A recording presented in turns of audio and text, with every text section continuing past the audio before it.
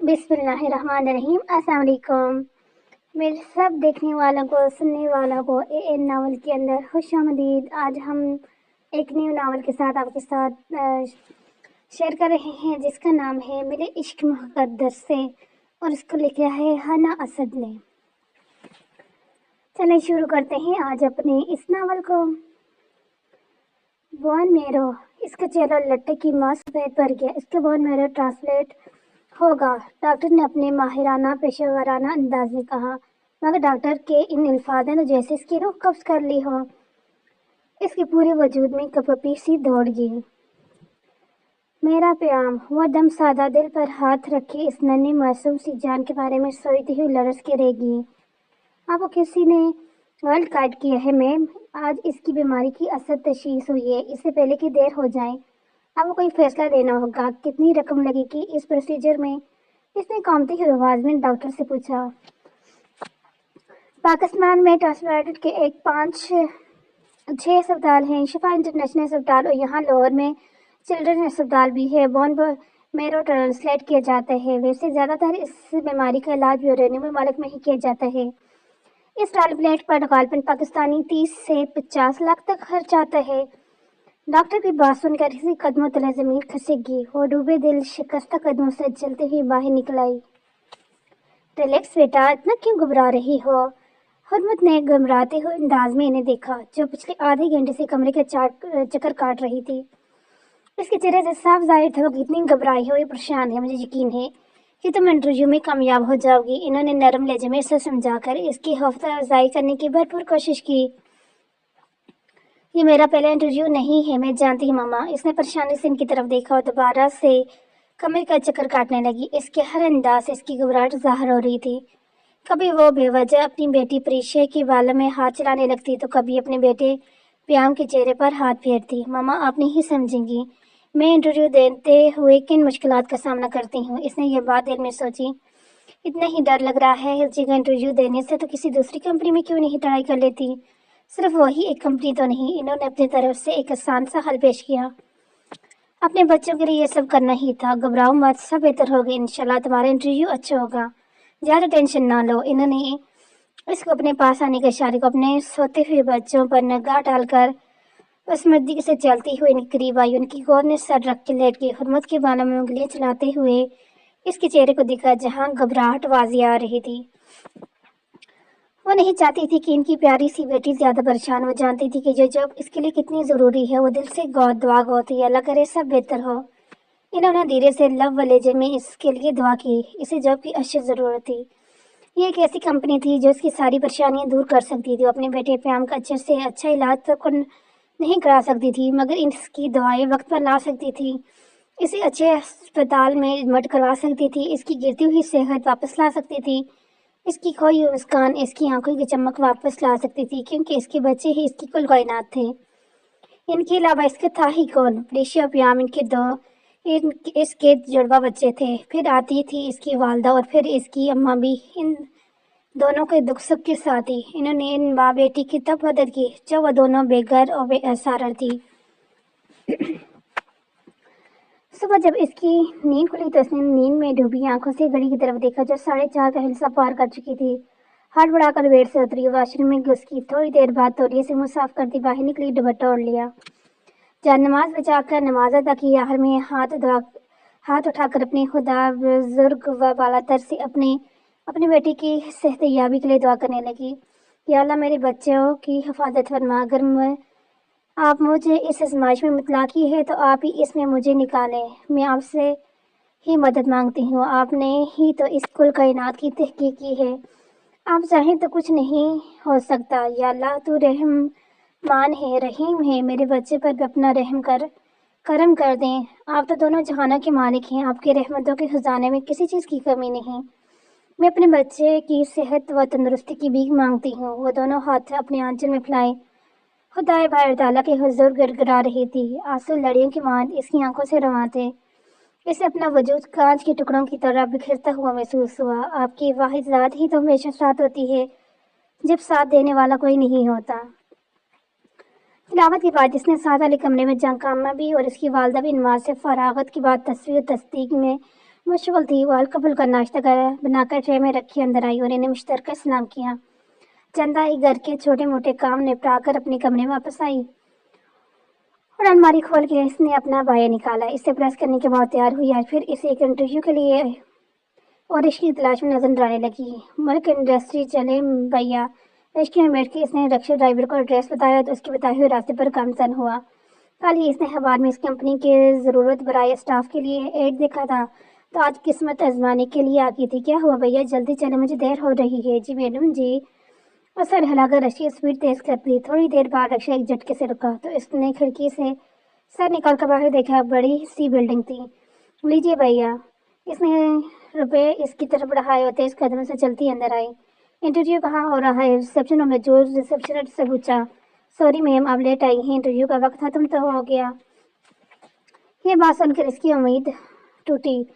وہ فرش کو تکنے لگی۔ باس جو اپنے کمرے میں موجود اسکرین پر باہر کے منظر دیکھ رہا تھا پاس پر فون اٹھا کر ریسیپشن میں کال کی۔ یس سر، اس نے مدمن کہا۔ اس کی بات سن کر فون نیچے رکھا۔ میم آپ کو باس بلایا ہے، اوپر جا کر فرسٹ ون کیبن میں۔ اس نے اسے راستہ سمجھایا۔ دل میں ایک امید کی دوڑ بنی۔ اپنی فائل لیے اسی بتائے گئے راستے پر چل کر کیبن تک آئی۔ میں کم ان سر؟ اس نے دروازے پر دستک دے کر پوچھا۔ یس۔ اندر داخل ہوئی۔ بلیک عبایا سر اور چہرے پر حجاب، صرف نیلی آنکھیں نمایاں تھیں۔ ہاتھ میں فائل تھی اور سفید دمکتی رنگت والے ہاتھ۔ پاؤں میں بند شوز تھے جس سے پاؤں کی رنگت کا کچھ پتہ نہیں چل رہا تھا۔ اس نے سربات اس کا جائزہ لیا۔ اسے دیکھتے ہوئے اس کے لبوں پر پرساسی مسکراہٹ ابھری۔ حرمت میں فائل اس کی طرف بڑھائی۔ صرف بی کام۔ اس کے ہاتھ کے اشارے سے سامنے رکھی کرسی پر اس سے بیٹھنے کے لیے کہا۔ ہماری جاب کے لیے ریکوائرمنٹ ناکافی ہے۔ اس کی بات پر حکومت کا ساتھ ڈوب کر پڑا اور اس کی فائل کا جائزہ لے رہا تھا، ساتھ ساتھ اس کا بھی۔ آپ کا ایکس رے ایکسپائرنیشن کتنا ہے؟ ہر کوئی پہلا سوال یہ بہتر کرتا تھا۔ اس نے تھوکنے کے لیے گلے کی گلٹی اوپر کمر ہوئی۔ سر میرے پاس ایکسپیرینس تو نہیں ہے، کام کرنے کے لیے کوئی موقع دیں گے تو ایکسپیرینس بھی ہوگا نا؟ اس نے سر جھکاتے ہوئے نرم لہجے کہا۔ اس کی فائل پڑھتے ہوئے ایک جگہ نظر رکی جہاں میرٹ لکھا تھا۔ تو آپ کہہ رہی تھی کہ آپ کے پاس ایکسپیرینس نہیں؟ اس کے سامنے بیٹھے شخص نے سوال پر شروع لگا۔ تو آپ میرٹ ہیں، اس لحاظ سے آپ کو ایسپریٹ ہوئی اس جاب کے لیے جس میں آپ کو رکھنا چاہتا ہوں۔ اس نے حباست سے مسکراتے ہوئے اپنے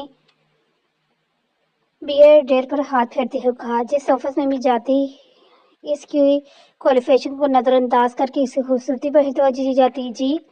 اس نے نہ سمجھی سے آنکھیں پھیلائی۔ وہ اپنی جگہ سے اٹھا چلتا ہوا اٹھ کر آہستہ سے قدم اٹھائے اس کے قریب آیا، اس کی پشت پر کی جانب کھڑا ہوا اور سانس روکے بیٹھی تھی۔ اس کا ہاتھ اپنی کمر پر رینگتا ہوا محسوس ہوا۔ اس نے گسمگا کر اسے جھٹکنا چاہا۔ چہرہ تو دکھایا نہیں۔ اس کی انڈر سلپ کو عبائے سے باہر ہی ٹٹولتے ہوئے کھینچ کر ایک دم ٹک کی آواز سے چھوڑا۔ سائز ہی بتا دو۔ اس نے مکروہ ہنسی ہنستے ہوئے کمینگی جھلکتے ہوئے لہجے میں کہا۔ اس کی حرکت اور ڈمانڈ سنتا گویا اس کے تن بدن میں جیسے آگ لگ گئی۔ وہ ایک جھٹکے سے اپنی جگہ سے اٹھی۔ اس نے ہاتھ اٹھایا اس سے پہلے کہ اس کے چہرے پر نشان چھوڑتا۔ دل تو کر رہا ہے تمہارا منہ توڑ دوں، مگر تم اس قابل بھی نہیں کہ میں اپنا بدلہ لینے کے لیے کسی نامحرم کو چھوں۔ پھر اپنی فائل اٹھا کر بولی۔ میرے ساتھ کوئی بےہودہ بات کی نا تو مجھے پھر اپنی جوتی کا سائز بتانے میں ایک منٹ نہیں لگا۔ اس سے پہلے کوئی مزید کوئی حرکت کرتا اس سے دھکا دیتی ایک ہی سانس میں بھاگتی ہوئی آفس سے باہر آئی۔ باہر آتے ہی اس نے ایک سکون کا سانس ہوا میں تحلیل کیا جیسے کسی جیل سے رہائی ملی ہو۔ اب مزید فی الوقت اسے کچھ چلنے کی سکت نہیں تھی، اس لیے واپسی کی راہ لی۔ اس کا گرمی کے بعد تمتواتا ہوا چہرہ گھر میں داخل ہوا۔ درشتی سے عبایا اپنے وجود سے دھرا اور اس کا گولا سا بنا کر سامنے پڑی چرپائی پہ پھینکا۔ آنکھیں خون چھلکا رہی تھیں۔ انہوں نے اس کے چہرے پر نظر دائم کی تو شاید اپنا غصہ ضبط کرنے کی آخری مرحلے میں تھی۔ اماں میں کچھ نہیں کر پاؤں گی، ہمارے حالات نہیں سدھرنے والے، میں نہیں بچاؤں گی اپنے بچے کو، اس نے ٹوٹے ہوئے لہجے میں کہا اور دیوار کے ساتھ لگی اپنی ویبسٹی پر رونے لگی۔ ترکی کا دارالحکومت انقرہ میں رات کے اس پہر بزنس پارٹی اپنے عروج پہ تھی۔ روشنی کی جگمگاہٹ اور کیمرے مین کی فلیش لائٹ اس وقت ترکی کے مشہور معروف young businessman of the year ارزمین ہال پر تھی۔ وہ اپنے جا و جلال سمیت مغرور چال چلتا اسٹیج تک آیا اور تافرانہ سے اپنا ایوارڈ وصول کیا۔ اس نے ترکی میں پھیلے اپنے والد کی بزنس کو نئے مقام پر پہنچایا۔ 6 فٹ کو چھوتا قد रश्मि मोहम्मद सुर समेत रंगत गहरी ओशन ब्लू आईज जिनमें हर वक्त सर्च बना रहता था। देखने वाला भी एक पल को टिक टिक कर रह जाता। सिर्फ तो मुखालिफ तो क्या, मर्द हजरात भी इसकी पर्सनैलिटी को सराय बनाना रह सकते थे। वो बिजनेसमैन कम और मॉडल ज्यादा दिखाई देता था। मोस्ट वाइट बिल्चेज में फर्स्ट लड़कियों का क्रश।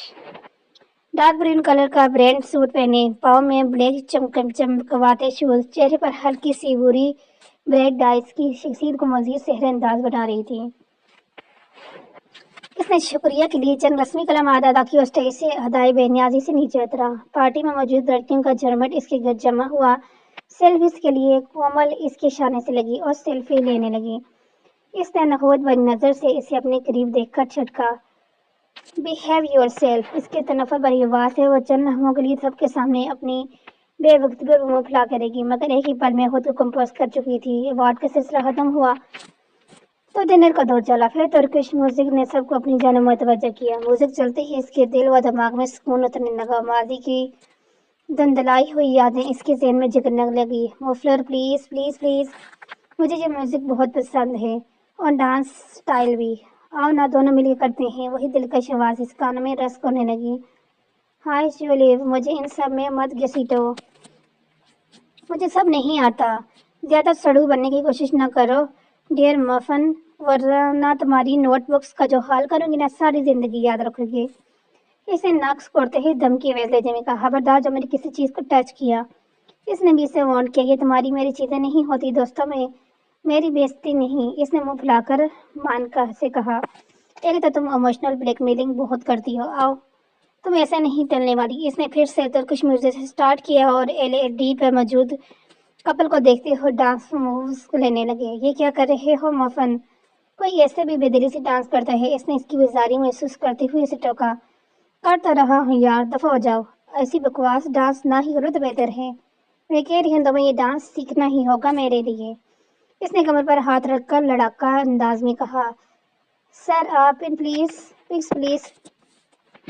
वो झट से माजी की यादों से बाहर हुआ। शान बेनियाद चलता हुआ बिना सारी पार्टी अटेंड करते गर्दन से बाहर निकला, अपनी गाड़ी की तरफ बढ़ा। कमल इसके पीछे बाहर निकल आई। और जीम देखो, तुम्हें सबके सामने ऐसे नहीं करना चाहिए था, कितनी इंसल्ट हुई मेरी। सब लड़कियां मुझ पर हंस रही थी। इसने अजीम की बाजू पकड़ कर ऐसे जाने से रोका। मैंने कितनी बार कहा है दूर रहा करो मुझसे, मगर ये बात तुम्हारे दिमाग में घुसती क्यों नहीं है। एक बार अपने हाथों को कंट्रोल में रखा करो। मेरा हाथ उठ गया ना तो बर्दाश्त नहीं कर पाओगी, इसने कह लोदा लहजे में कहा। वे कहता हुआ अपना कोट का वाहिद बंद बटन खोलकर गाड़ी में बैठा। हम यूनिवर्सिटी के दोस्त हैं उज़ैम, तुम अभी भी मुझे नहीं समझे कि मैं क्या चाहती हूँ, इसने नीम लहजे में कहा। अपने अल्फाज पर गौर करो, मैं भी यही कहना चाहता हूँ तुम्हें। इसने नब्बे तब्बे अल्फाज में अबरू चाक किया और ड्राइवर को इशारे किया गाड़ी आगे बढ़ाने का। ड्राइवर के इसके हुक्म की तामील करते हुए गाड़ी आगे बढ़ा दी। पीछे खड़ी कोमल जाती गाड़ी को देखकर तंतला करेगी। वो जो खास आज के फंक्शन के लिए तुर्की की बेस्ट डिजाइनर का ड्रेस पहनकर महंगे तरीन ब्यूटी सैलून से तैयार होकर आई थी। इस दुश्मन जान ने एक नजर भी इस पर डालना गवारा नहीं किया। अपनी सारी तैयारी कर जाते हुए देखकर शदीद दुख ने आ घेरा। तुम्हारा पीछे मैं नहीं छोड़ने वाली उज़ैम खान, ये बात याद रखना, वो रुंधली आवाज में खुद से बोली। हरीम, आज मैं बाई से हमारे रिश्ते की बात करने वाला हूँ, बिलाल ने इसको बताते हुए मुनासिब समझा। तुम भी घर बात करके देखो, तुम्हारी बहन क्या कहती है। आप भी तो मुझसे बहुत प्यार करती हैं, वो जरूर मान जाएंगे, मगर फलक भाई नहीं मानेंगे शायद। इसने सोचने के अंदाज में गहरी सांस भरी। तुम्हारे बहनाई को क्या एतराज हो सकता है भला इस रिश्ते से। अच्छा खासा हैंडसम बंदा तुम्हें मिल रहा है और क्या चाहते हैं। बिलाल ने तनफर का कॉलर उछाते हुए कहा, खासे हैंडसम होने से काम नहीं चलेगा, पहले कुछ कर तो लो। शादी से पहले ही कर लूं, कितनी बड़ी डिमांडेड हो तुम। बिलाल ने इसे शरारती नजरों से देखते हुए कहा, बहुत ही कोई वाहियात इंसान हो तुम। मैं काम की बात कर रही हूँ, जब भाई पूछेंगे क्या काम करते हो तो क्या बताओगे। यानी कि मेरा भाई जज है, वही कमाता है, मैं सिर्फ पढ़ाई करके फारिग हुआ हूँ। वाह वाह, ऐसे तो इन्होंने दे दिया रिश्ता तुम्हें। हरीम ने मुंह फेर कर कहा, मैंने जॉब के लिए अप्लाई तो कर दिया, तुम फिक्र मत करो, इंशाल्लाह जल्दी जॉब भी मिल जाएगी। फिर तुम भी शेख चिली वाली बातें हैं, देख लो सुहाने ख्वाब।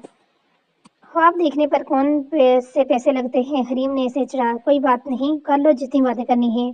کر لو، آج تمہارا وقت ہے، کل جب میرا آئے گا تو پھر میں بتاؤں گا تمہیں۔ بلال اس کے ساتھ قدم سے قدم ملاتا یونیورسٹی سے باہر نکلا۔ حریم و نازوں دونوں بہنیں تھیں۔ ناز بڑی تھی اور حریم چھوٹی۔ ان کی والدہ کی وفات کو کافی عرصہ بیت چکا تھا۔ ناز کی شادی اس کے والد نے اپنی زندگی میں فلک شہر سے کر دی تھی۔ ایک دن دل کا ایسا شدید درد پڑا کہ اس سے جانبر ہو گئے۔ اپنی دنیا سے کوچ کر کے ہمیشہ کے لیے داغ مفارقت میں دے گئے۔ فلک شہر اور ناز کی ایک ہی اولاد تھی۔ والدہ کی وفات پر ناز حریم کو اپنے پاس لے آئی تھی۔ اب وہ فلک شہر ہی اس کی تعلیمی اخراجات اٹھا رہے تھے۔ فلک شہر کا اپنا بزنس تھا۔ وہ کوئٹہ میں رہتے ہوئے خوشحال زندگی گزار رہے تھے۔ حریم کی خواہش کے مطابق اس کا داخلہ لاہور کی یونیورسٹی میں کروا دیا گیا۔ وہ وہیں کے ایک ہاسٹل میں رہائش پذیر تھی۔ سیمسٹر کے اختتام پر ہی اپنے شہر واپس آتی۔ وہاں اس کی ملاقات بلال سے شروع سے اسٹڈی کے لیے کی گئی دوستی جانے کا پیار بھی جیسے جذبے میں بدلی۔ انہیں خود بھی خبر نہ ہوئی۔ اب تو دونوں کا ایک پل بھی ایک دوسرے کے بغیر گزارنا سہانا روح ہو جاتا تھا۔ کیونکہ آج اسٹڈی کمپلیٹ ہونے پر حریم کوئٹہ واپس جا رہی تھی۔ وہ دونوں ایک دوسرے کی جدائی سے اداس تھے، مگر یہ جدائی وقتی ثابت ہوئی۔ حریم نے گھر پہنچ کر اپنی بڑی بہن ناز کو بلال کے بارے میں اپنے جذبات سے آگاہ کر دیا۔ ادھر بلال کے بڑے بھائی فائز سلطان نے بھی اپنے لاڈلے بھائی کی بات مان کر اس کا رشتہ لے کے کوئٹہ چلے گئے۔ ان دونوں میں بلال کو ایک کمپنی میں اچھے عہدے پر ملازمت مل چکی تھی۔ فلک شہر کے پاس بھی کوئی جواز نہ تھا انکار کرنے کا، بس اتنا ہی کہا کہ ہمارے خاندان میں اپنی خبرداری میں شادی کرتے ہیں۔ اگر آج میں حریم کے یا بابا زندہ ہوتے تو شاید اس شادی کے لیے کبھی راضی نہ ہوتے، مگر مجھے حریم کی خوشی زیادہ عزیز ہے، نہ کہ فرسودہ روایات۔ انہوں نے کچھ دنوں کی مہلت مانگی۔ نہیں، انہیں جواب دینے کے لیے ان دنوں میں انہوں نے ان کی فیملی کے بارے میں ساری معلومات حاصل کی۔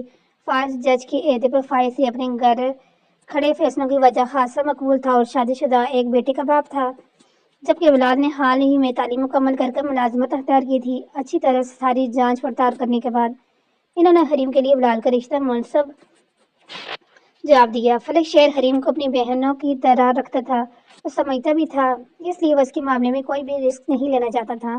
بالآخر بلال اور حریم کی خواہش پوری ہوئی۔ بلال حریم کو کوئٹہ سے رخصت کروا کر لاہور لے آیا اور دونوں ہمیشہ کے لیے ایک ہو گئے۔ شادی کے 1 سال بعد ہی ان کی گود میں ایک ننھی سی پری آئی، جس کی آنکھیں بالکل اپنی ماما حریم پہ تھی، نیلی گہری آنکھیں، سرخ اور سفید رنگت، بالکل پٹھانوں گڑیا۔ اس کی تھوڑی پر ہم تھا جو اب سب سے پیارا اور منفرد بناتا تھا۔ بلال نے اس کا نام حرمت رکھا، جس کا مطلب تھا عزت۔ سر، آپ کے لیے انٹرویو کے لیے کافی دفعہ سب اصرار کر چکے ہیں، اس کے مینیجر نے مؤدب انداز میں کھڑے ہو کر اسے آگاہ کیا۔ کتنی بار کہا ہے مجھے اپنی ناپسند، اپنی پرسنل سیلز کسی سے بھی شیئر نہیں کرنی، اس بار بھی میرا جواب تم اچھے سے جانتے ہو۔ اس کی پیشانی میں بل پڑے، جیسے وہ اب ہاتھ کی انگلیوں سے مسلنے لگا اور گہری سوچ میں ڈوب گیا۔ مینیجر نے وہاں سے گھسک جانے میں اپنی حفیظ سمجھانی۔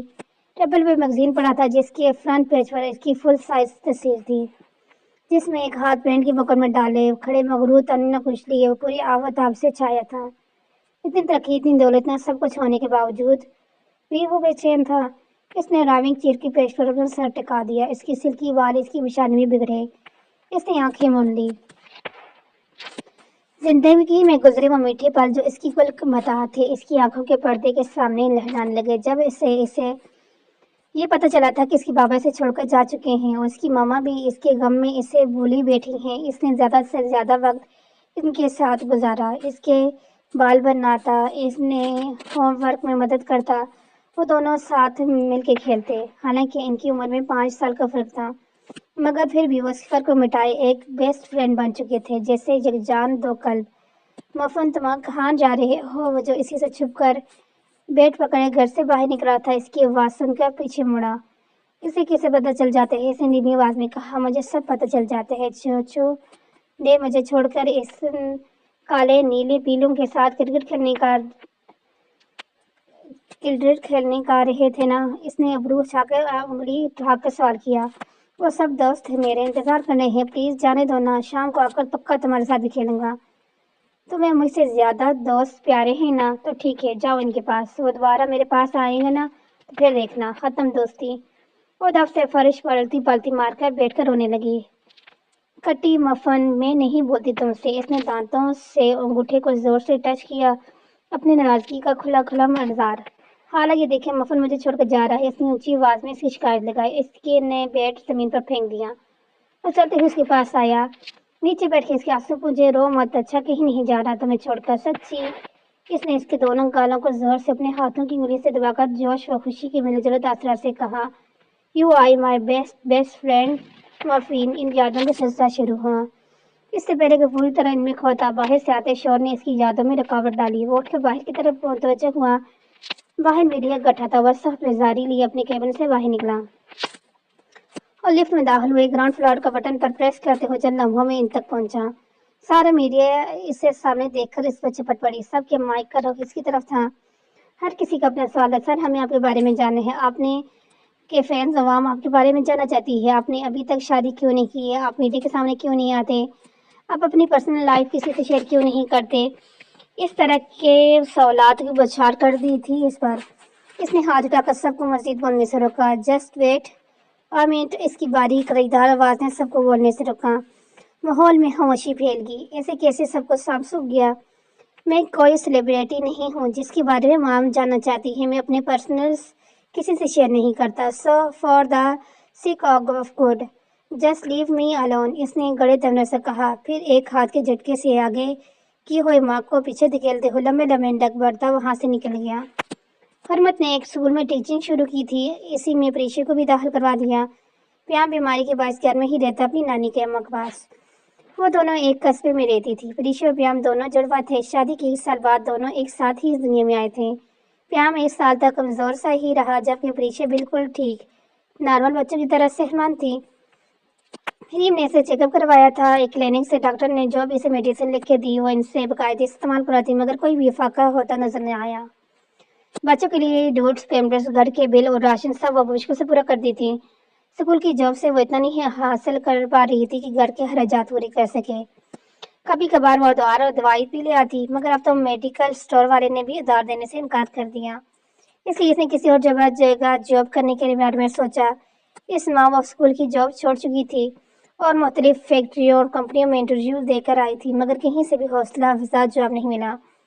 ये जो भी कुछ रकम थी वो मुख्तलिफ जगहों पर जाने के लिए किराए पर खर्च हो चुकी थी। मामा, मैंने कुछ सोचा है, हुर्मत ने इन्हें कहा, मगर आंखें बंद थी जैसे वो किसी गहरी सोच में थी। क्या मेरी जान, क्या सोचा है? इन्होंने प्यार भरे लहजे में पूछा। मैंने सोचा है कि मैं किडनी बेच दूंगी। इसने आंखें खोल कर फिजा में सांस चढ़ी। पागल हो गई हो क्या?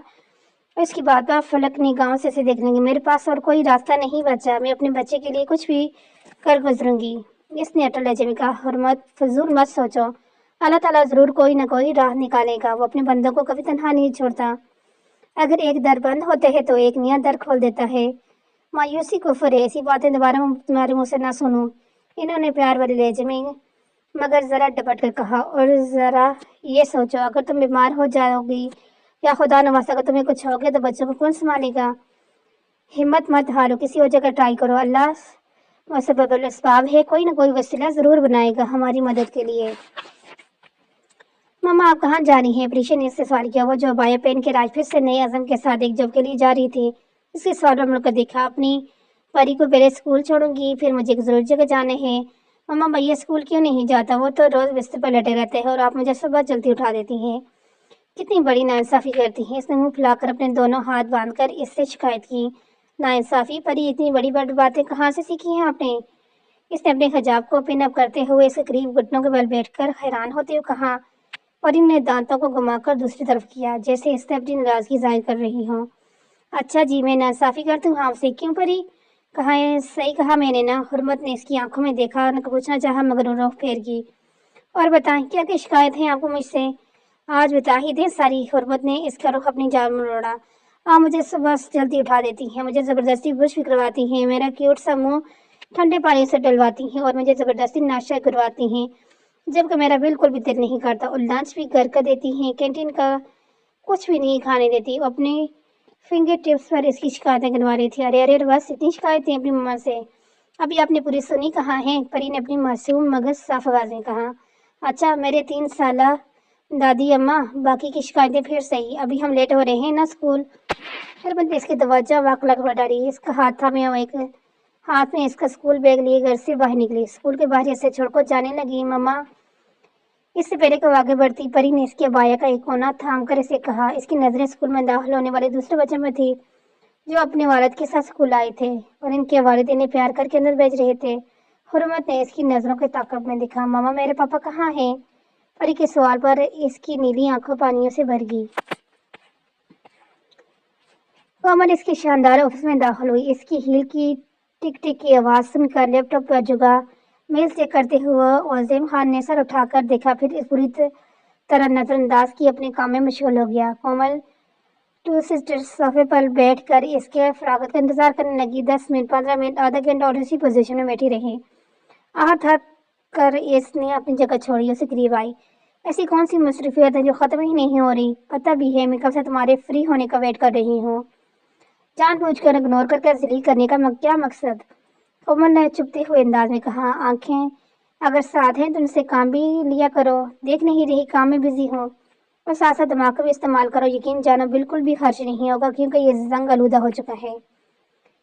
اتنے سے بھی عقل نہیں دیتی تمہیں کہ آفس میں کام کیے جاتے ہیں، نہ کہ فضولیات۔ اس نے سر اٹھائے بغیر نظریں لیپ ٹاپ کی اسکرین پر مرکوز رکھتے ہوئے ظفری لہجے میں کہا۔ اس کے ساتھ الفاظ اس سے نشتر کی طرح چبھے۔ وہ سلک اٹھی۔ تم سمجھتے کیا ہے اپنے آپ کو؟ اس نے انگلی اٹھاتے ہوئے تیش میں کہا، اور زیم کی انگلیاں ابھی بھی اس کی پیٹ پر مہارت سے تیزی سے حرکت کر رہی تھی۔ میں اپنے آپ کو انسان کے علاوہ کچھ نہیں سمجھتا۔ اس کی انگلیوں کی حرکت کی وہ جگہ ہوا سر اٹھا کر بولا، کاش تم بھی انسان ہوتی، جیسے اپنی عزت بائزتی کی ذرا سی بھی پرواہ ہوتی۔ ہر بار انکار سننے کے باوجود یوں منہ اٹھا کر پھر سے چلی آتی ہو۔ وہ تھوڑا پیچھے ہوا، چیئر کے پیچھے ٹک لگائی۔ وہ تیز قدموں سے چلتی اسے قریب آئی۔ تم کیا سوچتے ہو تمہاری اس بیہیویئر سے تم مجھ سے بزن کرنے میں کامیاب ہو جائے گا؟ تو تمہاری سوچ ہے، میں کبھی تمہارا پیچھا نہیں چھوڑوں گی۔ وہ اس کی چیئر پر اپنے دونوں ہاتھ رکھ کے اس سے جھکی۔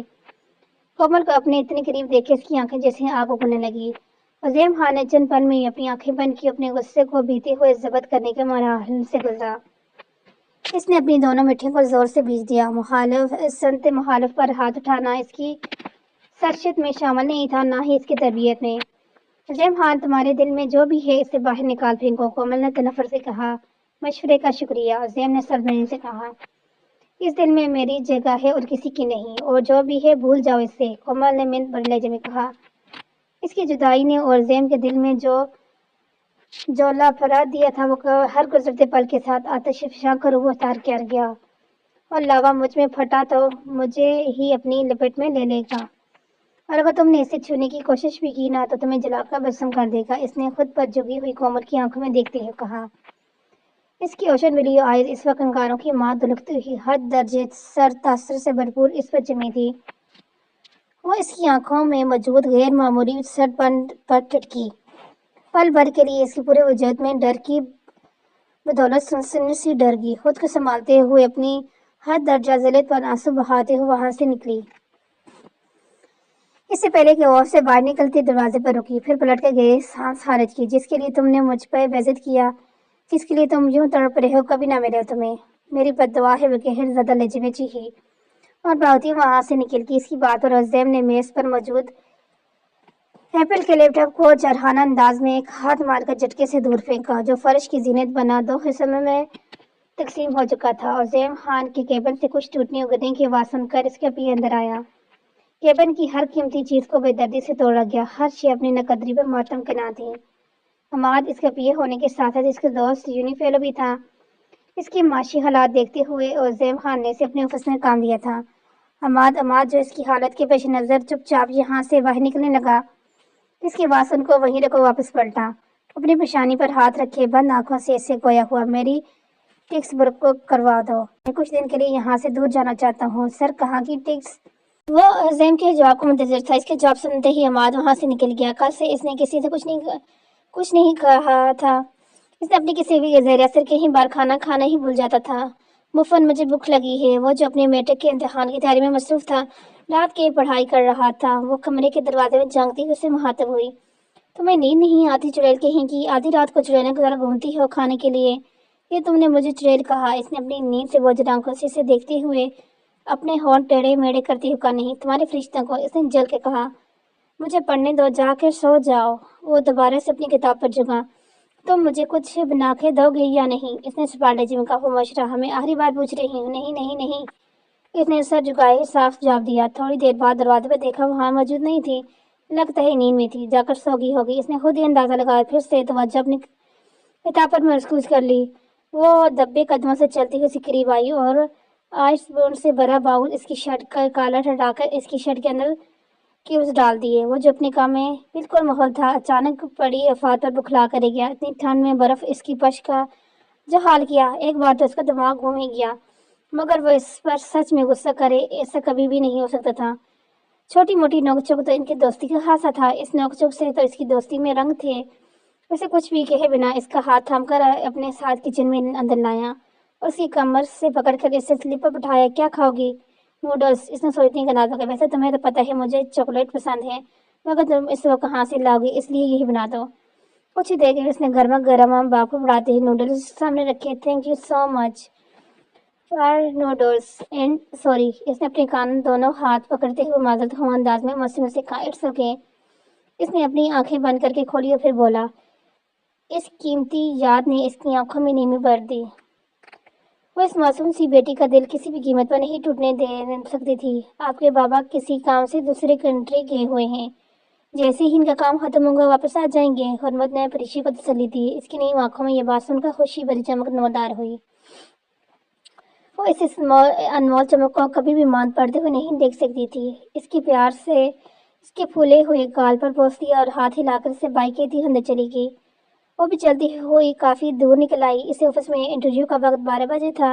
1 घंटे पैदल चलने होंगी तो वक्त पर रहते हुए पहुंच जाऊंगी। इससे खुद को हिम्मत बंदी और अपनी मंजिल की तरफ कदम बढ़ाए। सूरज अपनी पूरी आवताप से चमक रहा। चल चल के पांव थकने लगे थे।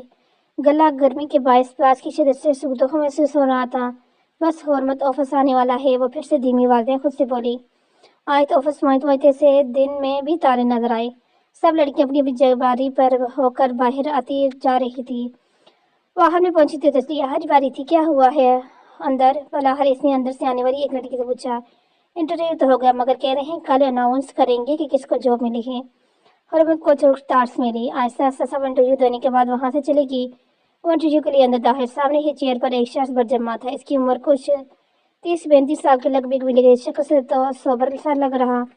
इसने अंदर कदम रखा तो शख्स ने नजर इस पर डाली। आपकी क्वालिफिकेशन? इसने पूछा। बी काम। ये कहते ही अपनी सीवी इसकी तरफ बढ़ाई। कोई एक्सपीरियंस? नहीं सर, इस मुख्तसर दिया है। आप ये जॉब घरेलू मजबूरी की बाइस करना चाह रहे हैं या वैसे टाइम पास?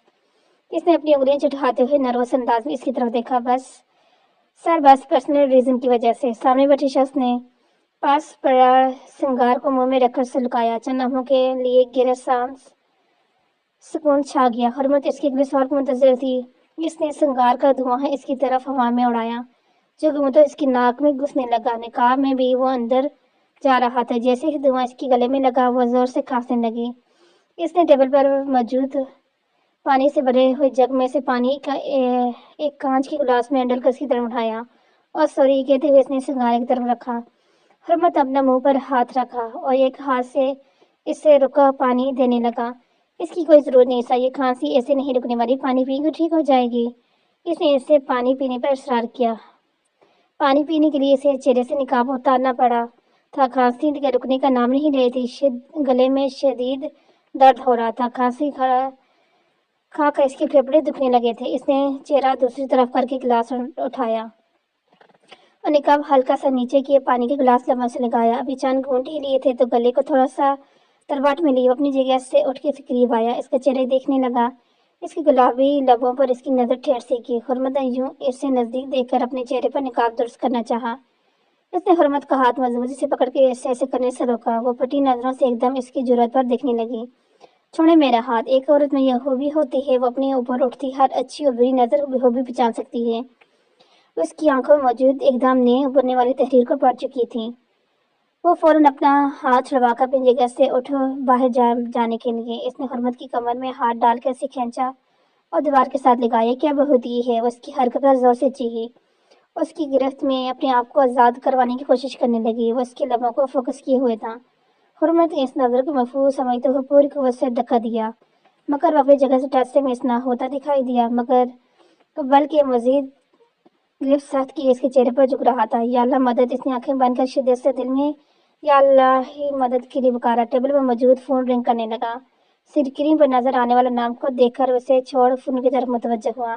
یہ لمحہ غنیمت جان کے اس نے ٹیبل پر موجود اپنی سی وی اٹھائی اور مگر جانے سے پہلے اپنا غصہ اتارنا نہ بھولی۔ پانی والا گلاس ہاتھ میں لیے سارا پانی اس کے منہ پر اچھال دیا۔ ذلیل کمینے انسان! لعنت ہو تجھ پر خدا کی! اور پھر عرصے میں خالی گلاس زور سے زمین پر پھینک دیا جو گر کر چکنا چور ہو گیا۔ وہ ان جگہ کھڑا فریز ہوا۔ اس سے کہاں امید تھی؟ ڈبو سی ڈرپوک سی امیر سی لڑکی، اس سے عمل کی توقع؟ فون پر اس کی بیوی تھی۔ وہ اس سے بدلہ تو خوب لیتا اس بات پر، مگر کال کی وجہ سے اونچی تاب کھا کر رہ گیا۔ اونچی دکان پھیکا پکوان، جتنی بڑی کمپنی اتنی ہی کالے کرتوت کی مالک، اس نے عالم تیش میں سوچا۔ اپنا حجاب درست کرتی وہاں سے باہر نکلی۔ پھر بھی سے لمبی مسافت طے کرنی تھی، یہ سوچ کر اس کا دماغ ابھی سے چھل ہو رہا تھا۔ واپسی کا راستہ بہت لمبا تھا، پیسے بھی ختم ہو چکے تھے۔ وہ تھکے قدموں سے گھر کی جانب چلنے لگی۔ فائز سلطان، اپنے فیصلے پر ایک بار پھر سے غور کر لو، یہ نہ ہو کہ تمہارا یہ فیصلہ تمہیں عمر بھر پچھتانے میں مجبور کرے۔ تبریز درانی نے اسے دھمکی دی فون پر۔ تم جیسے بہت دیکھیں، کہیں آئے اسے دھمکی دینے والے، کہیں کی چلے کے چیلوں کی سلاخوں کے پیچھے۔ میں تمہاری گیٹنگ سے نہیں ڈرنے والا، اپنے فیصلے کسی صورت میں نہیں بدلوں گا، جاؤ جو کرنا ہے کر لو۔ فائز نے اٹل لہجے میں کہتے ہوئے فون بند کیا۔ آیا بڑا مجھے دھمکی دینے والا، بے شک وہ ایک قابل اور ذہنی ترین انسان تھا، عدل و انصاف کے معاملے میں کسی کی نہیں سنتا تھا، مگر جب بات اپنی فیملی پر آتی تو وہ بھی کسی عام انسان کی طرح پریشان ہو جاتا تھا۔ تبریز درانی کے کالے دندوں کے ثبوت کی بنیاد پر اسے سزا سنائی جانے والی تھی، اس لیے وہ اسے دھمکیاں دے رہے تھے۔ اپنی جان کی بات تو ہوتی تو بالکل بھی پرواہ نہ کرتا، مگر اسے اپنے گھر کی ملکونی کی پرواہ تھی۔ اس کی بیوی بیٹا اور اب تو اس کے چھوٹے بھائی بلال کی بیوی حریم و حرمت بھی تو تھے۔ کیا کروں ان سب کی پروٹیکشن کے لیے؟ وہ گہری سوچ میں پڑ گیا تاکہ اس مسئلے کے کوئی حل نکل سکے۔ حرمت بیٹا، تم نے مجھ سے کسی کام کا پتہ کرنے کے لیے کہا تھا؟ نہیں، کل انہوں نے بیگم صاحبہ نے کہا تھا کہ ان کی بیٹی کی شادی میں کام کرنے کے لیے ایک لڑکی کی ضرورت ہے، تو 3 کام کے اچھے خاصے پیسے دینے کی بات۔ جی تم چلو گی؟ جی اماں بھی، ابھی چل کر مل لیتے ہیں۔ اس نے پاؤں چپل میں سے اور عبایا پہن کے ان کے ساتھ چل پڑی۔ کچھ دور کی مسافت طے کر وہ ایک بنگلے کے سامنے پہنچی۔ نام کیا ہے تمہارا لڑکی؟ جی حرمت۔ اس کے سفید پاؤں ایک عجیب سی نظر ڈالی۔ اپنا چہرہ دکھاؤ۔ ان کے عجیب و غریب حکم پر اس نے حیران نظر سے دیکھا۔ گھر پر مجھ سے گھر کے کام کروانے ہیں انہوں نے، یا یہ کہ میرا رشتہ لینے؟ اس نے دل میں کرتے ہوئے کہا۔ ارے بھائی، گھر کے کام یہ عبایا پہن کر تھوڑی کرو گی، اتارو اسے۔ حرمت نے چہرے سے نقاب اتارا۔ اماں بھی، یہ آپ کس کو لے کے آئی ہیں؟ کسی پختہ عمر کی کام والی ماسی کو ڈھونڈیں۔ انہیں اسے دیکھتے نوز سے کہا۔ کیوں بیگم صاحبہ، کیا ہوا؟ لو بھلا، یہ بھی کوئی بتانے والی بات ہے؟ اتنی حسن کام کرنے والے دیکھ کر شادی کو بھول بھال کر اسی پر نظر جمائے رکھیں گے؟ اور کیا بتاؤں، اپنے میاں کا سب سے بڑے ٹھرکی اور دل پھینک انسان تو اس عمر میں وہ خود ہیں۔ اسے دیکھو تو بیٹی کی شادی کی تیاریاں چھوڑ اپنی بیٹی کی عمر جیسی کے آگے پیچھے گھومنے نظر آئیں گے۔ نانا بابا، نہ منظور۔ اس لڑکی جلدی سے منہ ڈانپ کر نکلو یہاں سے، جلدی۔ یہاں تمہاری کوئی ضرورت نہیں۔ کبھی کبھی زیادہ حسن بھی انسان کے لیے کسی عذاب سے کم نہیں ہوتا۔ آج اس نے یہ بات جان لی۔ اس نے ایک افسردہ نگاہ اماں بھی پہ ڈالی، ان کے ساتھ خاموشی سے وہاں سے نکل آئی۔ فائز سلطان نے بہت سوچنے سمجھنے کے بعد یہ فیصلہ لیا کہ اپنی بیوی اور بیٹے کو امریکہ اس کے بھائی کے پاس جا دینے کو کچھ عرصے کے لیے، اور حریم اور بلال کو بھی کوئٹہ بھجوا دیں گے۔ کوئٹہ کا فیصلہ صبح کا تھا۔ اس عرصے کے اندر اندر انہوں نے سب کو محفوظ مقام پر پہنچنے کا بندوبست کر لیا۔ آج رات 2 بجے کے لیے امریکہ کی فلائٹ تھی۔ وہ اپنی بیوی وشما اور اپنے بیٹے کو ایئرپورٹ چھوڑنے آئے تھے۔ وہ کتنی ہی دیر ہے، ہمیں ایسے ہی الگ الگ جینا پڑے گا۔ ومشا نے سالی انداز میں پوچھا۔ تم فکر مت کرو، جلد ہی سب ٹھیک ہو جائے گا، پھر ہم سب ساتھ ہوں گے انشاءاللہ۔ انہوں نے وشما کا ہاتھ اپنے ہاتھ میں لیے اسے تسلی دی۔ ہمارے بیٹے کا خیال رکھنا، وہ اسے اپنے ساتھ لگا کر پیار دیتے ہوئے بولے۔ وہ انہیں رخصت کر کے اپنے گھر واپس لوٹے۔ بلال، تم لوگ ابھی تک یہیں ہو؟ انہوں نے بلال کو گھر آتے ہی سامنے ٹی وی لاؤنج میں موجود دیکھ کر حیرانگی سے پوچھا۔ بھائی، کل میری ایک بہت اہم میٹنگ ہے، باس کا حکم ہے، میں اسے ہرگز نہیں چھوڑ سکتا، اس لیے کل واپس آ کر نکل جائیں گے۔ بلال، تم سمجھ کیوں نہیں رہے؟ انہوں نے پریشانی سے کہا۔ مجھے لگتا ہے تم میری بات کو سیریس نہیں لے رہے۔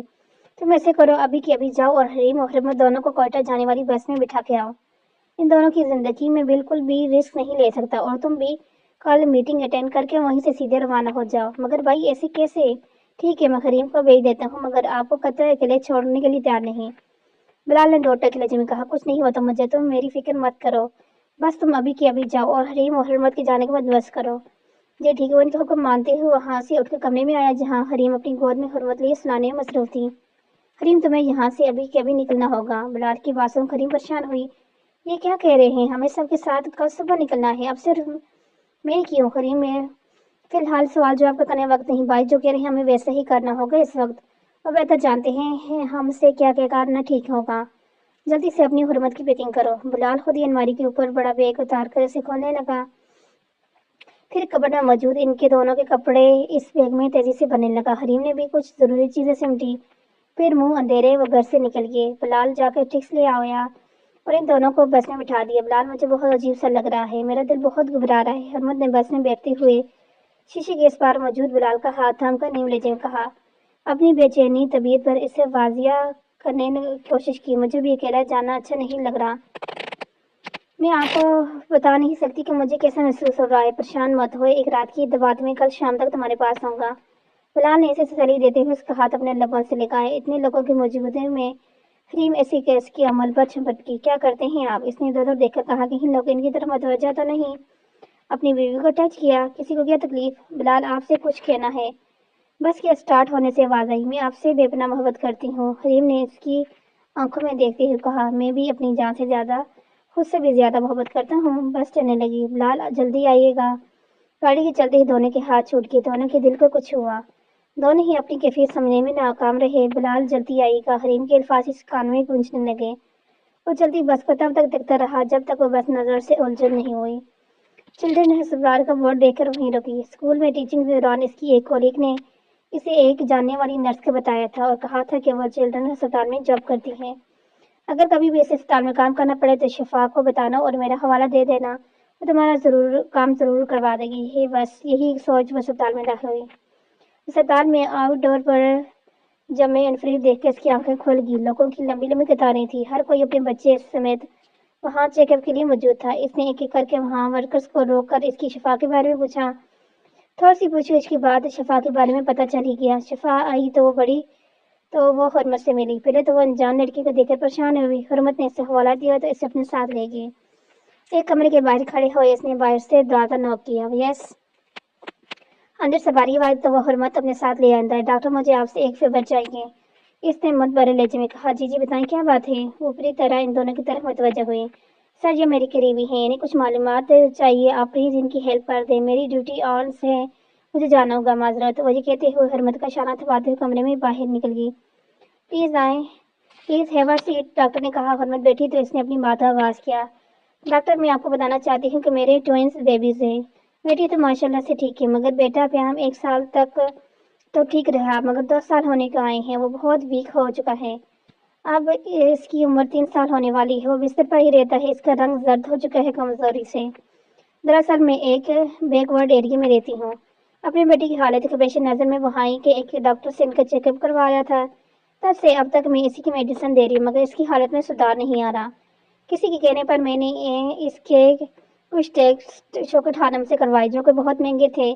ان ٹیسٹ کی رپورٹ میں اسے بلڈ کینسر آیا ہے۔ یہ بات کہتے ہوئے اس کی زبان لڑکھڑائی، اور اب ڈاکٹر کہہ رہے ہیں کہ اس کا واحد حل بون میرو ٹرانسپلانٹ ہے۔ میں بہت پریشان ہوں، اس بارے میں کچھ بھی نہیں جانتی، کیا آپ مجھے گائیڈ کریں گے پلیز؟ حرمت نے اپنی بات تفصیل سے بیان کی۔ ڈاکٹر تھوڑے عمر رسیدے، دیکھو بیٹا، اس کو دیکھتے ہوئے نرم لہجے بولے، میلیگنٹ کنڈیشن میں اس سے بلڈ کینسر بون میرو ٹرانسپلانٹ کی اہم کنڈیشنز ہے۔ A+N1 میں سے VBC نہ پلیٹ لیٹس بن رہے ہوتے ہیں اور نہ ہی ریڈ بلڈ سیلز۔ یہ دنوں ہماری ہڈیوں کے بونز میرو میں بنتے ہیں، جب بونز میرو ہی نہیں بنے گا تو بلڈ نہیں بنے گا، اگر کمپلیٹ بلڈ نہیں بنے گا تو اس میں وائٹ بلڈ سیلز نہیں بنیں گے، تو امیونٹی مطلب قوت مدافعت نہ ہونے کے مترادف ہوگی۔ اس میں انفیکشن کے چانسز بہت زیادہ ہوں گی، کیونکہ باڈی میں لڑنے کی طاقت نہیں ہوگی، تو انفیکشن سوئر لیول پر چلی جائیں گی۔ کوئی بھی انفیکشن ہوگی تو سارے آرگنز انفیکٹ ہو جائیں گے، جس سے باڈی سسٹم ڈسٹرب ہو جاتے ہیں اور انسان کی موت واقع ہو جاتی ہے۔ کوئی بھی بیماری جس میں علامات ظاہر نہ ہو سمپٹمز ایک کہلاتا ہے، اور جس میں علامات ظاہر ہو سمپٹمز کہتے ہیں۔ ڈاکٹر نے ایسا تفصیل دیں۔ ڈاکٹر میرے بیٹے کی اس بیماری کی وجہ کیا ہے؟ ہماری فیملی میں کسی کو بھی ایسا ایشو نہیں ہے، ज़रूर नहीं बीमारी जेंट्स से है। डेस्क के मुताबिक ये बात सामने आई है कि आजकल ब्लड कैंसर की सबसे बड़ी वजह हमारी माहौलियाती आलूगी है। माहौलियाती आलूगी से बोन मेरो का कंप्लीट फेल होना भी सामने आया है। जो गैर जरूरी ट्रीटमेंट ली जाती हैं वो भी इसका बायस बन जाती हैं। खून की तब्दीली करके इस बीमारी से वक्ती तौर पर बचाया जा सकता है, मगर इसका वाहिद हल सिर्फ बोन मेरो ट्रांसप्लांट ही होते हैं। डॉक्टर, क्या यह इलाज रिस्की नहीं? इसमें बच्चे के ठीक होने के कितने फीसद चांसेस हैं? इसने एक और सवाल किया। बड़ों की नस्बत बच्चों में कैंसर की इलाज जल्दी और बेहतर रिजल्ट देता है, क्योंकि बड़ों के फेफड़े और लेवर डेस्ट वहाँ से इन्फेक्ट हो चुका होते हैं, जबकि बच्चों के नहीं, और इसलिए बच्चों में 90% सर्वे करने के चांसेस होते हैं। मुझे तो पता ही नहीं चला कब मेरा बेटा इस मुहलक तरीन बीमारी में मुबतला हो गया। इसने सदी से कहा, देखें, अगर बच्चे का रंग जर्द होना शुरू हो जाए, इसके जिस्म पर नीले धब्बे बनना शुरू हो जाए तो फौरन डॉक्टर से रजू करना चाहिए। इसमें खून बनना बंद हो जाता है। एक रिसर्च के मुताबिक मुल्क में हर साल 10,000 लोगों को ट्रांसप्लांट की जरूरत होती है, जबकि सिर्फ 200 खुशनसीब ही इससे मुस्तफीद हो पाते हैं। बोन मेरो ट्रांसप्लांट के फंक्शंस की तादाद हमारे मुल्क में आटे में नमक के बराबर है। मगर डॉक्टर, मेरे पास इतनी वसाइल नहीं कि मैं अपने बेटे का इलाज करवा सकूं, इसने सब्दी से कहा। इस सिलसिले में मैं आप क्या कहेंगे? 3 से 50 लाख तक का खर्चा आता है। गवर्नमेंट ने इसकी काफ़ी फीड्स फराम की हैं, मगर इसका प्रोसीजर ये है कि आपको क्वालिफिकेशन देनी होगी। अगर आपका नाम इन लोगों में आ जाता है जिन्हें अप्रूव मिल जाए, तो इसके बेटे का इलाज सरकारी तौर पर क्या होता है? इन्होंने इसे राह दिखाई। अगर मेरी एप्लीकेशन को अप्रूव ना मिला, तो इसने डूबते हुए दिल से कहा, तो फिर सिलसिले में आपकी कोई मदद नहीं कर सकता। फिर जाहिर सी बात है कि आपको रकम का इंतजाम करना पड़ेगा, और रकम का इंतजाम होने के बाद ही बहुत से मसाइल दरपेश हो सकते हैं। हरमत इनकी जानब देखा। इनके अलावा भी कुछ बाकी है। आपको डोनर का इंतजाम भी करना पड़ेगा। जिस डोनर के टिश्यूज मैच करेंगे इस डोनर का 250 से 200 मिलीलीटर का गूदा निकाल कर पेशेंट में इंजेक्ट किए जाते हैं। फिर हड्डियों में मौजूद स्टीम सेल पकड़कर 15 से 21 दिनों के अंदर खून बनाना शुरू कर देता है। ऑपरेट किए भी 4 से 6 हफ्ते इससे अलग रखा जाता है, क्योंकि इस दौरान वो किसी भी इन्फेक्शन से मुतासर हो। ये बहुत पेनफुल प्रोसीजर है। हुर्मत का दिल सारी मालूमात सुनकर चल कुछ लम्हों में खुद ही मजबूत ये बोली, बहुत बहुत शुक्रिया डॉक्टर आपका। अपनी जगह से no need to thank, doctor ने कहा और उसके रूम से बाहर निकली। Hi ma'am and hi mom and dad, WhatsApp? इसने ब्लैक लेदर जैकेट उतार फेंकी, अपनी सी आंखों से ग्लासेस उतारकर बेपरवाही से हवा के सुपुर्द किए और खुद टांग पे टांग रखे दब से सोफे पर गिरने के अंदाज में बैठा। ये क्या तरीके है जेरी? अमेरिका में सब भूले आए हो, कोई मिनर्स नहीं है? फाइज ने इसे घूर कर बैठते हुए तसफ से सर हिलाया। जस्ट टेल डैड, अब ऐसा भी क्या कर दिया मैंने? इसने टेबल पर रखे फ्रूट में से एप्पल उठाकर पहले अपनी जीन्स के साथ रगड़े कर चमकाया और फिर एक बार फ्रूट बाइट ली। क्या यार डैड, आप भी एक सॉफ्ट वेयर अंजीर की इतनी बेइज्जती? लोग तरस के हैं मेरी राह रोशन के दीदार करने और एक आप हैं, छी, इस घर में मेरी कोई वैल्यू ही नहीं। वाह क्या कहावत थी मॉम, इसे सामने बैठी हुई विश्वा को मुखातिब करते हुए कहा। हाँ याद आया, घर की मुर्गी दाल बराबर। ये भी बस भी गया करो, इतने साल बाद बेटा घर वापस आए और आप हर रोज इसे झाड़ पिलाते रहते हैं। इन्होंने जेरी की तरफदारी की। डैड, आपको पता है यहाँ की सबसे बड़ी कंपनी में मुझे जॉब की ऑफर हुई है। आपके बेटे के पास अमेरिका की डिग्री है, इतनी तरफ से अपने कॉलर चाहे। जॉब कब से स्टार्ट कर रहे हो? इन्होंने पूछा। डैड, अभी कुछ दोस्तों के साथ घूमने फिरने के प्लान है, इंशाल्लाह नेक्स्ट मंथ। जेरी सुल्तान ने इन्हें आगाह किया। कहाँ चले? जेरी ने अपने दोस्त अवैस से कहा। नारा कागान चलते हैं। नहीं यार, कोई और जगह बता। खूबसूरत सी, इसने दहलील की आंखों में देखते कहा। क्वेटा वाली साइड पे चलें? रेस ने मशवरा दिया। हाँ ठीक है, इधर वाली तरफ भी कभी गया नहीं, वहाँ चलते हैं। ओके फिर डन। जेरी ने दोनों की तरफ देखते हुए इनका जवाब जाना। हाँ ठीक है। उन्होंने भी इसकी तायद की। वेटर इनका ऑर्डर लेके आया, इन्हें खाना शुरू करने लगा और तीनों आगे के प्लान की तरतीब देने लगे। आगे बरखुरदार इन्होंने औज़ेम को घर में दाखिल होते ही देखा तो कहा, अस्सलाम वालेकुम डैड। इसके थके हुए अंदाज में कोट सोफे की हुई बश पे डाला और खुद भी आके बैठा। वालेकुम अस्सलाम, कैसे जा रहे हैं सब ठीक है डैड? इसने अपनी मम्मा की तरफ देखा जो इसकी तरफ मुतवज्जह थी। क्या बात है, आज मेरे बेटा थका हुआ लग रहा है, तबीयत ठीक है ना? इन्होंने तशवीश भरे में जी मम सब ठीक है डैड, आपसे कुछ कहना था। हाँ बोले, क्या बात है डैड? मैं मम्मा के साथ कुछ दिनों के लिए पाकिस्तान जाना चाह रहा था। ماما کی بھی آؤٹنگ ہو جائے گی اور میں بھی فی الحال یہاں سے جانا چاہتا ہوں۔ میرے بیٹے نے تو میرے دل کی بات کہہ دی۔ میں بھی کتنے دنوں سے یہ سوچ رہی تھی، انہوں نے خوش دلی سے مسرت لہجے میں کہا۔ مجھے پتا لگا اعتراض ہو کر سب چلے جاؤ، یہاں کام میں دیکھ لوں گا۔ اور ہاں، ایک اور بات مجھے تمہیں بتانی تھی۔ میرے دوست کی کمپنی کی حالت کافی خراب تھی، سمجھو ڈوب ہی چکی تھی۔ بس اس کی ہمدردی میں اس کی کمپنی کے شیئر خرید لیے دیے۔ جتنا عرصہ وہاں رہو گے ہو سکے تو وہاں کا سارا انتظام دیکھ لینا۔ انہوں نے اوسین سے کہا، جی ٹھیک ہے ڈیڈ۔ اس نے سر جھکاتے ہوئے نرم لہجے میں کہا، وہ ہاں بھی کام، ایک تو آپ میرے بچے کو سکون سے نہیں لینے دیتے۔ ہم وہاں کام کرنے جا رہے ہیں کیا؟ انہوں نے تنکے لہجے میں غصہ دکھایا۔ بس موم، اس سے پہلے آپ دونوں کا کوئی جھگڑا کریں اس بات پر، آپ کو بتانے میں ایک لمحہ بھی فارغ نہیں بیٹھ سکتا۔ وہاں جا کر دیکھ لوں گا سب، آپ پریشان نہیں ہوگی، میں ریسٹ بھی کروں گا اور آپ کے ساتھ ٹائم بھی اسپینڈ کروں گا۔ کام تو زندگی کے ساتھ ساتھ چلتے رہتے ہیں۔ اس نے بات ختم کرتے ہوئے انہیں تسلی دی۔ ماضی کمرہ عدالت میں جسٹس فائز سلطان نے تبریز درانی کے کالے کرتوت اور کالے دندوں کے ثبوت پیش کر کے اسے سزا سنانے کے لیے لب وا کیے۔ تمام ثبوتوں اور گواہوں کے بیانات کے مطابق عدالت تبریز درانی کو عمر قید کی سزا سناتی ہے۔ اس نے ہمارے ملک کی بیٹیوں نہ صرف عصمت و فروشی بلکہ آنے والی نسلوں کو بھی ہیروئن جیسے ناسور پر لگایا، اور اس کے سر پر مزید بے گناہوں کے قتلوں کے ثبوت بھی ملے ہیں۔ اس کے تمام اثاثے ضبط کر لیے جائیں گے۔ اس کے گروپ کی باقی ساتھیوں کو بھی کڑی سے کڑی سزا سنائی جائے گی۔ انہوں نے اپنے حتمی فیصلہ سنایا۔ تبریز درانی کے شعلہ بار نگاہوں سے اسے دیکھا۔ فائز سلطان نے ایک اچٹ سی نگاہ سے ڈالی، اپنے فیصلہ سنا کر وہاں سے باہر نکل گئے۔ تبریز درانی نے اپنے آدمیوں کو اشارہ دیا، وہ پہلے ہی سے احتیاط تھے اور اس کے ایک اشارے کے منتظر۔ پولیس کی سخت نگرانی میں تبریز درانی کو سینئر جیل بنا دیا گیا۔ تبریز درانی جیل کے اصلاحوں کے پیچھے بھی آ کر اپنے ایکٹر نہیں بولا اور لبوں پر مستحرانہ مسکراہٹ سجائی۔ جسٹس فائز سلطان کے بارے میں سوچنے لگا۔ دوپہر کو اپنے گھر پہنچے تو اپنے انصاف سے مطمئن ہوتے اپنے بستر پر لیٹے۔ اچانک کچھ آدھا میں نے بلال کو کال ملائی، فون پر رنگ ہو رہی تھی مگر کال ریسیو نہیں ہو رہی تھی۔ انہیں تشویش لاحق ہوئی، وہ بار بار کال نمبر ڈائل کرے مگر ہر بار شکست کا سامنا کرنا۔ پریشانی سے ادھر ادھر ٹہلنے لگے۔ اچانک گھر کے باہر سے ایمبولینس کی آواز سن کر اپنی طرف گئے۔ ایمبولینس میں سے اسٹریچر پر خون سے لت پر وجود دیکھے نہیں، ان کے قدموں وہیں دم گئے اور جیسے بھی تھے۔ کچھ لوگوں نے اس سے مل کر گھر کے اندر رکھا، ان کے قدم تو اٹھنے سے انکاری تھے۔ ان تک پہنچتے ہی جیسے صدیوں درکار تھی۔ تب قدم من بیٹھ محسوس ہو رہے۔ قریب جا کے اس کے چہرے پر کپڑا ہٹایا ساکت رہ گئے۔ ان کا ڈر یقین میں بدل گیا اپنے بھائی کی لاش دیکھ کر۔ سر بہت افسوس سے یہ بات کہہ رہے ہیں کہ ان کا بہت ہی بھیانک ایکسیڈنٹ ہوا جس کی وجہ سے یہ جائے حادثہ پر ہی دم توڑ گئے۔ کچھ لوگ انہیں ہسپتال لے کے گئے مگر یہ پہلے ہی دنیا فانی سے کوچ کر چکے تھے۔ اس کے پاس کروڑ سب سے لوگ موجود ہو گئے، جمع ہو گئے۔ وہ خاموشی میں بے آواز اس کے سینے پر سر رکھ کے آنسو بہانے لگے۔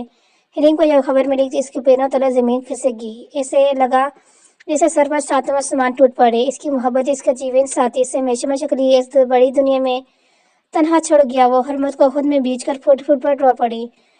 وشما اور اس کے سلطان یہاں نہیں تھے۔ اتنی جلدی امریکہ سے واپسی ناممکن تھی۔ حریم اور حرمت کو لے کر اپنی بہن ناز کی فیملی کے ساتھ لاہور آ گئی۔ ہفتے کے بعد فلک شیر نے واپسی کا کہا تو فائز سلطان نے کہا، بیٹا فلک، مجھے تم سے کچھ ضروری بات کرنی ہے۔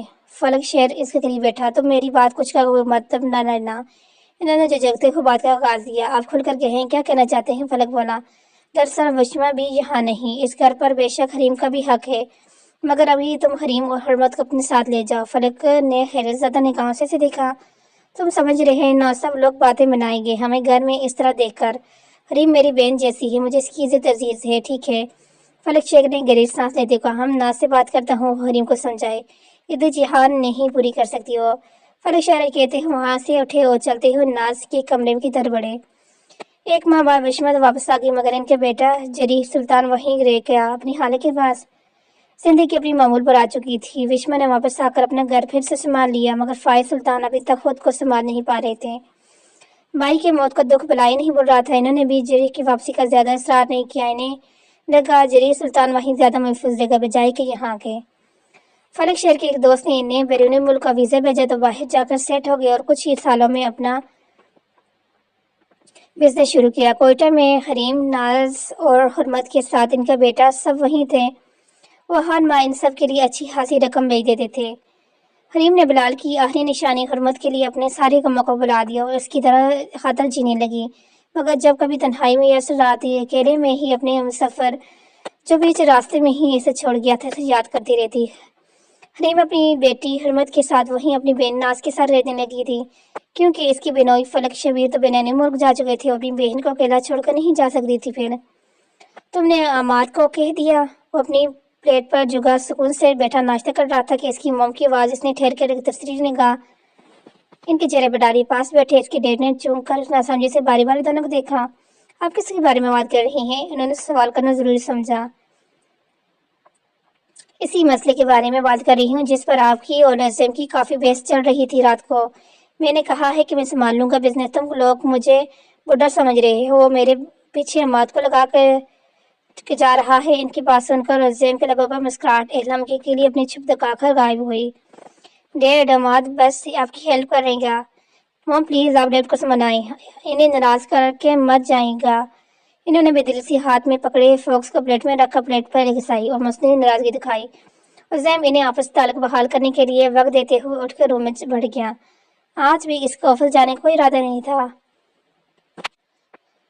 कहाँ मिर्जा रांझा केल्स ये कोई इश्क पड़ गया काल साईं। कभी आलम होश में दीदा कर ना दिल में रह के टाल साईं। इस मर्ज मोहब्बत में काम आए ना दम तवीज़ा ना फाइल साईं। इसने कमरे में आकर खिड़की का पर्दा बराबर किया और सुस्त कदमों से चलता हुआ अपने बेड पर आकर बैठ गया। माजी की खूबसूरत यादें तेजी से इसके जहन में चलना शुरू हो गई। बिरयानी इन दोनों की ही फेवरेट थी और दोपहर में अपने दोस्त के घर कंबाइंड स्टडी के लिए गया। इसके लिए इसकी मम्मा ने इसके लिए बिरयानी बचा कर रखी थी ताकि वह शाम में खा ले। सब डाइनिंग टेबल पर बैठकर खाना शुरू कर चुके थे। इसने अपनी पहली बाइट मुंह में डाली थी कि इसकी पर नजर पड़ी जो नदीदों की तरफ से देख रही थी और प्लेट में रखे दाल चावल की चम्मच से घुमा रही थी। किसी ने भी ये नोट नहीं किया खाना नहीं खा रही सिवाय इसके। उसे हमने अपनी बिरयानी की प्लेट इसके आगे रखी, उसकी प्लेट अपने आगे रख दी। इसकी बुझी आंखों में एकदम चमक उठी और खुशी के मारे अपनी वो तीसरी नुमाइश करने लगी। मगर इसने अपने होठों को गोल थकमाते हुए मनाया। तुम ये खाओ, मुझे अच्छे लगे कि डोंट वरी, खा लो, इसने फरादिली से मुस्कुराते हुए कहा। ओह, उज़ैम के मुंह से निकला। क्या हुआ? मामा ने पूछा। मामा कुछ नहीं, वो धीरे से बोला और टेबल के नीचे देखा जो खफा नजरों से देख रहा था। सॉरी, मैं बस थैंक्स कहना चाह रही थी, तुम मेरी तरफ देख नहीं रहे थे कब से, इसने बोलेपन में एक कान को पकड़ते हुए कहा। उज़ैम नर्म निगाहों से इसे देखते हुए सर हिलाए जैसे कहना चाह रहा कुछ नहीं हो सकता इस लड़की का। सर दोनों हाथों में गिराए, बालों को मुट्ठियों जगड़े, आंखें सची सी मीची उन यादों खूबसूरत कहीं या दर्दनाक इन्हीं यादों से पीछे छुड़ाते हुए इसी कोशिश कर रहा था जो किसी जहरीली नागत की तरह से डसे जा रही थी। लेकिन हमेशा की तरह वह आज भी नाकाम रहा। कभी किसी से नहीं हारा, लेकिन इसके माजी इसके मुकाबले में हमेशा इससे ताकतवर साबित होता था, जैसे आज हो रहा था।